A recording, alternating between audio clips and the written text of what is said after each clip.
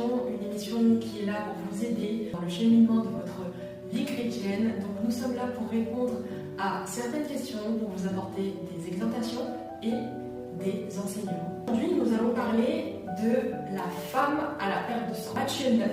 Donc ce passage est dans Matthieu 9. Donc nous connaissons toute cette histoire, cette femme qui a une perte de sang, c'est-à-dire une hémorragie. Nous savons que par la foi, après avoir touché le vêtement de Jésus, elle sera instantanément guérie. Oui, parce que la foi vient de ce qu'on entend, et ce qu'on entend vient de la parole de Dieu. Donc cette femme a su manifester une foi suffisamment grande pour obtenir son miracle ce jour-là. Il faut savoir qu'en Israël, les femmes qui perdent leur sang sont considérées comme impures et ils n'ont pas le droit de rentrer en contact avec des hommes. Mais cette femme-là, elle ne va pas se fier aux lois que son peuple lui imposait.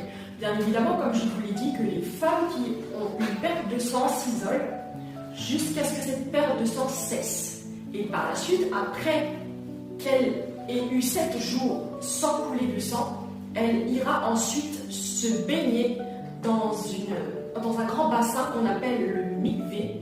Et suite à la sortie de ce bassin-là, si elle n'a pas eu de perte de sang encore, elle peut retourner vers son époux. Parce qu'il faut savoir qu'en Israël, une femme qui perd son sang est impure, elle ne peut pas avoir de contact avec son mari et avec d'autres hommes.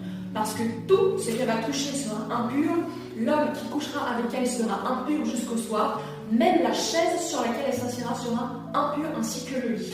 Mais on dit qu'elle toucha la frange de son vêtement. Et il faut savoir qu'en Israël, lorsque les hommes juifs sortaient, certains étaient habillés avec des franges autour de leurs hanches. Et ces franges-là étaient en cuir. C'est des franges en cuir qu'ils mettaient autour d'eux.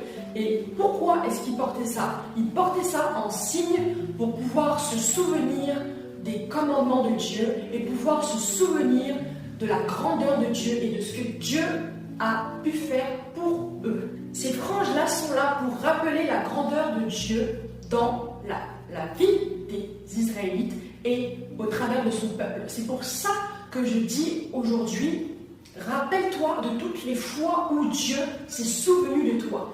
Rappelle-toi que Dieu est capable de te guérir. Parce que les médecins soignent, mais c'est Dieu qui guérit. C'est Dieu qui apporte la guérison de tes cellules. C'est Dieu qui apporte la guérison totale dans ton corps.